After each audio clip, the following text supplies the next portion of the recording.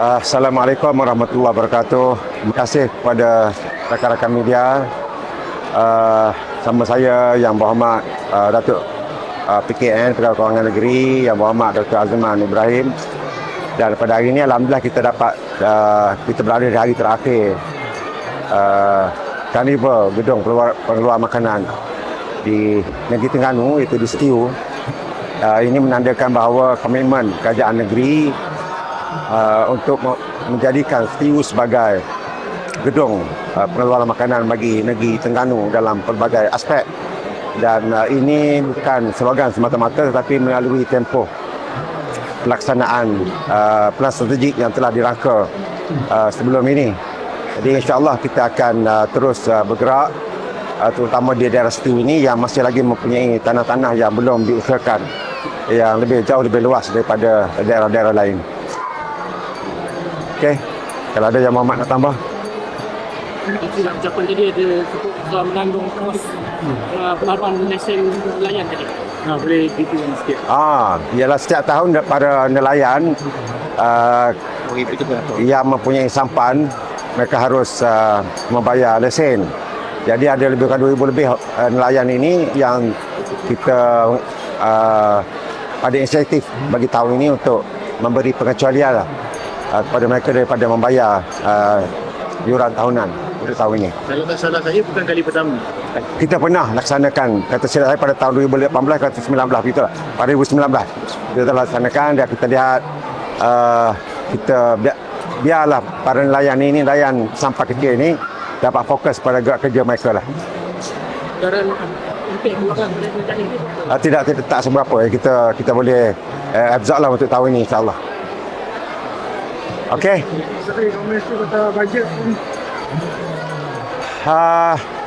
Bajet yang telah dibentangkan oleh Yang Berhormat Perdana Menteri ada yang positif dan yang kita tentulah yang positif ini kita sokong.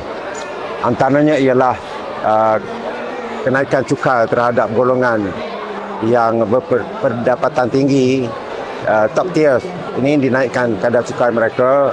Insentif kepada golongan B40, B20 dan M40 yang telah juga diberi fokus oleh pihak kerajaan, pelaksanaan cukai terhadap barang mewah dan lain-lain inisiatif yang telah diperkenalkan oleh pihak Kementerian Keuangan atau Kerajaan Pusat untuk meningkatkan keupayaan Malaysia sebagai juga self-sustain dalam pengeluaran bahan-bahan makanan ataupun food security. Jadi perkara ini kita tidak ada masalah dan kita amat menyokonlah bersama dengan Kerajaan Persekutuan. Dalam masa yang sama ada di antara yang dibentangkan itu agak optimis dan kadang-kala kita perlu memikirkan sama ada ianya realistik atau tidak.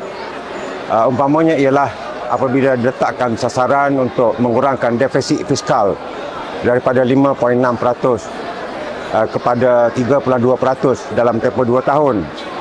Defisit fiskal ini memberi gambaran tentang hasil atau revenue kerajaan berbanding dengan OE ataupun Operation Expenditure dan Development Expenditure atau belanja mengurus dan belanja pembangunan. Pengurangan itu bermakna peningkatan hasil bagi kerajaan dan juga boleh juga bermakna pengurangan operation expenditure dan development expenditure.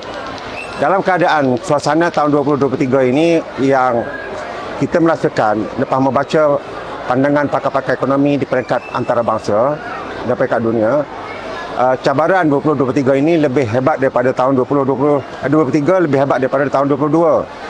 Tahun 2022 kita berdepan dengan geopolitik yang akibat daripada perang Rusia dengan Ukraine yang memberi tekanan kepada komoditi, penghasilan gandum dan tenaga oil and gas, terutama di negara Eropah. Pada tahun 2023 ini dalam tempoh 2 minggu ini kita dapat lihat berlaku ketegangan di antara kuasa besar seperti Amerika dan China, dan kita lihat India juga membuat keputusan yang agak berbeza dengan Europe dalam beberapa perkara, terutama mengenai untuk mendapatkan tenaga daripada Rusia menandakan bahawa tahun 2023 ini cabaran geopolitik lebih besar. Dalam keadaan sedemikian, bagaimana untuk kita meningkatkan hasil kerajaan ataupun untuk mengurangkan defisit fiskal ini? Maka tentunya cara yang paling mudah bagi sesebuah kerajaan ialah ada 3 perkara. Pertama, melaksanakan pinjaman di luar negara skala besar untuk meneruskan DE ataupun Development Expenditure. Yang kedua adalah bagi negara seperti Amerika mencetak dolar mereka lah. Dan yang ketiga ialah meningkatkan cukai. Jadi sekiranya tahun yang mendatang ini berlaku peningkatan cukai, terutama yang melibatkan kesan berangkai kepada rakyat, saya rasa ini antara perkara yang merupakan cabaran. Sebab itulah jangkaan pihak kerajaan bahawa pengurangan fiskal defisit itu daripada 5.6% kepada 2.6 itu adalah sangat optimis dan agak mencabarlah untuk dicapai. Yang ketiga ialah yang agak mengejutkan kita sebenarnya ialah apabila kerajaan kerajaan pusat telah membentangkan satu perkara yang tidak dilibat urus dengan pihak kerajaan negeri. Yang kita jangka akan berlaku sedikit pengurangan kepada hasil dana khas kerajaan persekutuan atau warisan kepada negeri. Akibat daripada sebahagian itu diambil untuk projek pembasmian kemiskinan.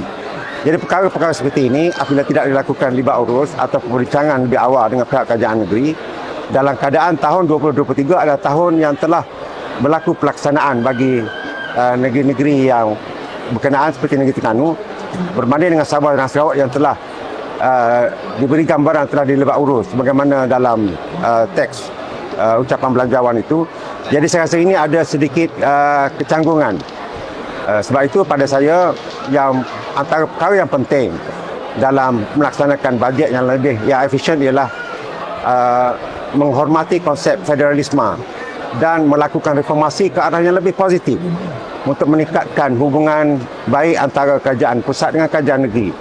Jadi banyak perkara yang boleh kita capai dengan cara libat urus perbincangan dua hala di antara pihak kerajaan pusat dan kerajaan negeri, di mana dalam banyak perkara sebenarnya ada di bawah bidang kuasa kerajaan negeri, ada di bawah kerajaan persekutuan dan ada di bawah kuasa bersama, senarai bersama sebagaimana yang diperuntukkan dalam perlembagaan.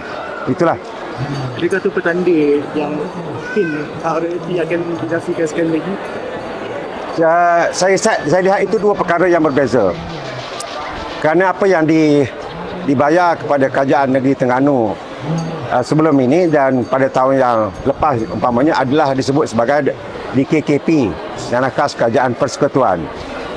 Soal ianya adakah DKKP ini sama dengan wang royalti atau tidak, itu adalah perkara yang akan kita persu, akan kita terokai di fasa yang berikutnya lah. Fasa pertama bagi kerajaan negeri Terengganu, kita di KKP ini wajar diteruskan sebagaimana amalan biasa. Soal ianya daripada peruntukan mana, itu kita akan lakukan perbincangan selanjutnya lah dengan pihak MOF.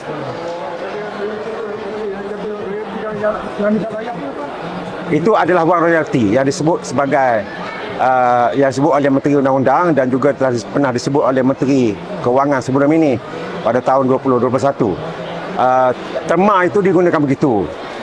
Yang dihantar kepada pihak kerajaan negeri selama ini, seingat saya memang mereka tidak pernah menyebut perkataan royalti, tapi menyebut perkataan dana khas kerajaan persekutuan.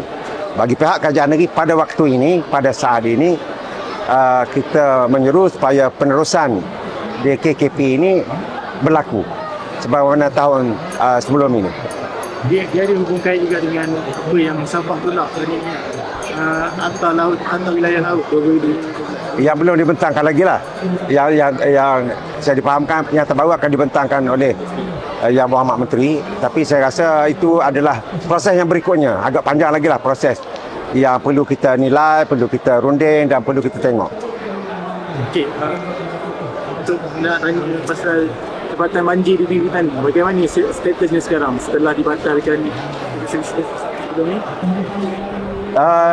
Saya pun belum mendapat kepastian lagi. Setakat apa yang saya faham, yang dibatalkan dan dibuat tender baru itu tidak begitu berkait dengan apa yang telah dibuat keputusan dan telah dihantar surat letter of award kepada kontraktor untuk Negeri Terengganu lah. Jadi setakat ini kita masih menilai, menunggu maklum balas yang terakhir lah. Setakat ini tidak ada apa-apa perubahan. Jadi sekarang ini kan ya utama dan untuk Jun ni. Itu mengenai bubar. Bila pilihan raya itu SPR akan membuat keputusan lah. Dan Jun pun bergantung pada tarikh yang akan kita sembah maklum dan cadangkan nasihati yang bawah duli yang Mahmudia tuanku yang ini juga adalah di bawah bidang kuasa ke bawah duli Surgana dalam perlembagaan. Kami ada pertanyaan yang khusus. Hanya berbincang kepada asas saja tentang agihan kursi. Pendetailan tu belum sampai lagi. InsyaAllah masa tu ada lagi insyaAllah. Yang pula tu tanya dengan apa tu ya? Saya belum dapat maklumat apa-apa lagi. Saya hanya menerima maklumat daripada media bahawa mereka akan menghantar surat kepada pihak PBT untuk bertemu dan membuat rayuan. Jadi sehingga ini belum ada apa-apa lagi lah yang disampaikan kepada saya. Okey.